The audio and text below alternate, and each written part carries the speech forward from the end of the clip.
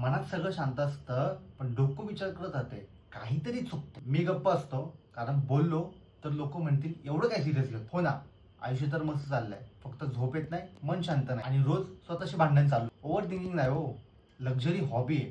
त्याने anxiety free मध्ये मिळते. बोललो तर ड्रामा म्हणतात, शांत बसलो तर इगोईस्ट म्हणतात. मग विचार करतो, पुन्हा विचार करतो आणि मग डोकं फुटतं. माझं डोकं एवढं चालतंय की त्याला वेगळा पगार दिला पाहिजे. जे झालं नाही त्याच्यावरती 3 रात्र विचार करून मी थकलोय. लोक म्हणतात शांत दिसतोय, त्यांना कुठं माहिती मनात युद्ध चालू आहे. माझ्या डोक्यात कॉन्व्हर्सेशन चालतं पण त्यांना कुठं माहिती आहे की त्यांचे रिप्लाय सुद्धा मीच डिसाईड करतोय. झोप येत नाही कारण विचार थांबत नाही, विचार थांबत नाही म्हणून झोप येत नाही. आणि विचारांचा भाऊ म्हणजे डिप्रेशन. ओव्हर थिंकिंग म्हणजे शांत आयुष्याला आपणच दिलेलं एज्युकेशन आहे. शेवटचं, डोकं शांत ठेवायचं असेल तर विचार कमी करा आणि जास्त कृती करा. ज्याचं उत्तर तुम्ही शोधताय ते विचार करण्यात नाही, ते फक्त काही करून पाहण्यात आहे.